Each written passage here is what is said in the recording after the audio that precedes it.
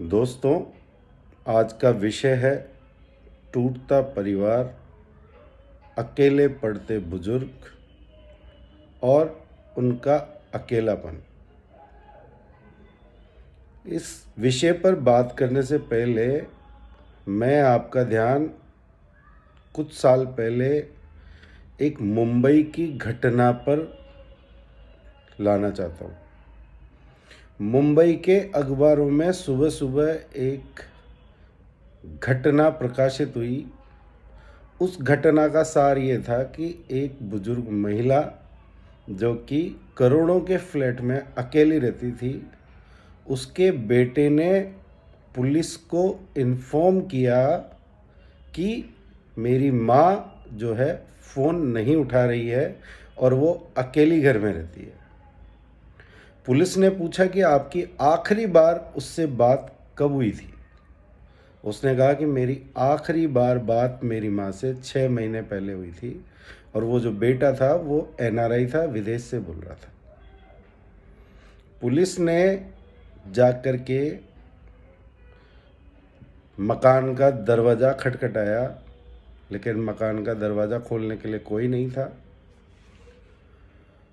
जब पुलिस ने मकान का दरवाज़ा तोड़ा तो देखने वालों के नीचे से ज़मीन खिसक गई, क्योंकि उस महिला का जो शव था वो सूख करके कंकाल हो गया था और वो सोफे के ऊपर महिला का ढांचा रखा हुआ था, सड़ा हुआ, सूखा हुआ, जिसको देख करके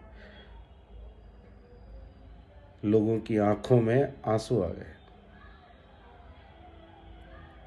ये घटना जो मैं बता रहा हूँ, इसके सत्यापन के लिए आप नेट पर जा कर के और उस महिला के कंकाल की कुछ फोटोएं नेट पे अवेलेबल है, आप देख सकते हैं।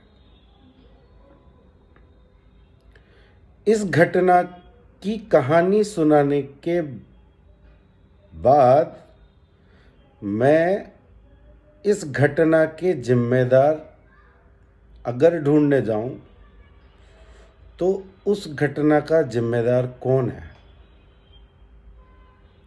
उस घटना का जिम्मेदार है ये आर्थिक युग, घटता परिवार, अकेले पड़ते बुजुर्ग। आप कहेंगे कि ये सब चीज़ें कैसे पॉसिबल है? उस महिला को किसी ने मारा नहीं। अरे, उसके बेटे ने उससे 6 महीने से बात नहीं करी। उसके बेटे ने अपनी माँ से ये नहीं पूछा कि माँ तू कैसी है। आजकल भाग दौड़ के दौर में एक बेटा जिसको बड़े नाज और लाड से उसने पढ़ाया होगा, पाला होगा, पोसा होगा, उसको इतना एजुकेट किया, इतना सक्षम बनाया और खुशी खुशी उसको विदेश भेजा, वो वहाँ जा कर के ऐसा बिजी हो गया कि उसे अपनी माँ के लिए समय ही नहीं था। माँ को करोड़ों का फ्लैट लेकर के दिया हुआ, करोड़ों की गाड़ियां लेकर के दी हुई, फोन दिया हुआ, लेकिन माँ शायद इंतजार करती रह गई। बेटे ने फोन तो दे दिया, लेकिन बेटे ने टाइम नहीं दिया माँ को। ये घटना आजकल के महानगरों में बहुत आम बात है। आप देखेंगे महानगरों के फ्लैटों में अकेले बुजुर्ग अपने अकेलेपन से जूझते रहते हैं। क्यों?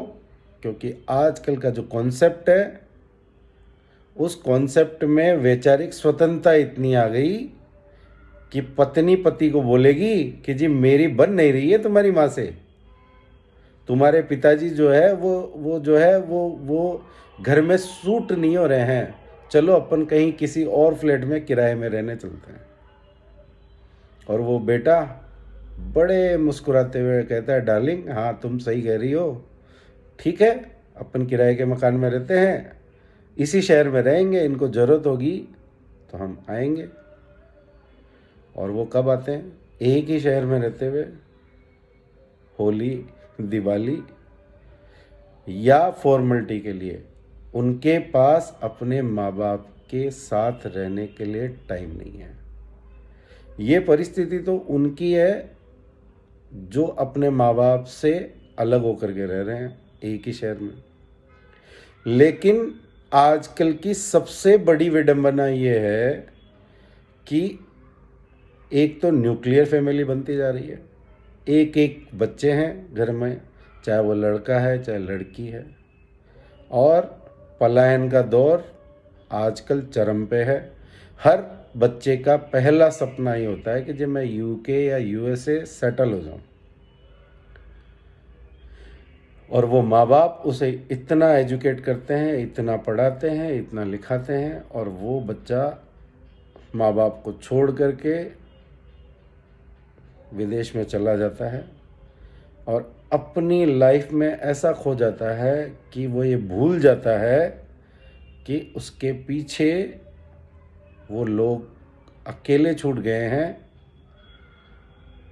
जिन लोगों की बदौलत वो आज अपने आप को एक प्रतिष्ठित आदमी या सफल आदमी कहता है, लेकिन उस आदमी के पास अपने माँ बाप के लिए देने के लिए टाइम नहीं है। दोस्तों, मनोचिकित्सक बताते हैं कि बुढ़ापे में आदमी को अकेलापन खलता है। जवानी में वो ऑफिस जाता है, अपने यार दोस्तों के साथ घूमता है, लेकिन रिटायरमेंट के बाद इंडिया में एक ऐसा प्रचलन है कि आदमी जॉब से रिटायर होता है, लाइफ से रिटायर नहीं होता है, लेकिन उसके घर वाले, उसके समाज वाले उसे लाइफ से रिटायर मान लेते हैं कि भाई ये तो वृद्ध हो गया।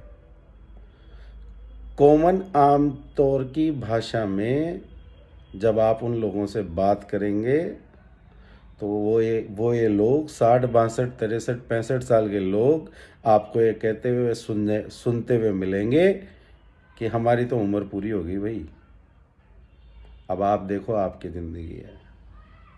आपको पता है हमारे नरेंद्र मोदी जी 72 प्लस के हैं और एक युवा से ज़्यादा एनर्जेटिक हैं, क्योंकि उन्होंने अपने दिमाग के अंदर इस चीज़ को कभी बसने नहीं दिया कि वो वृद्ध हो गए हैं।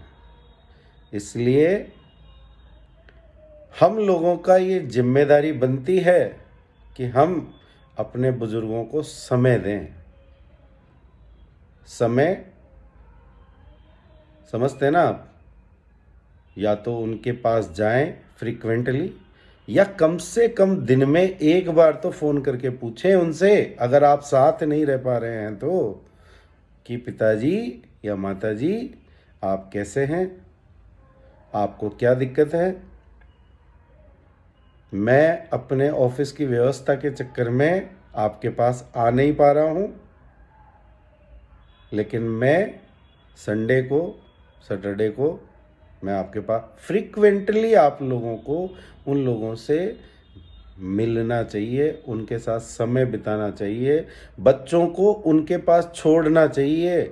यदि आप एक ही शहर में नहीं रहते हैं तो कुछ दिन के लिए जब बच्चों का वीकेंड पे कुछ छुट्टियां आती है तो कम से कम अपने बच्चों को फ्रीक्वेंटली अपने बुजुर्गों के साथ छोड़िए, क्योंकि बुजुर्ग बच्चों में अपना बचपन देखते हैं।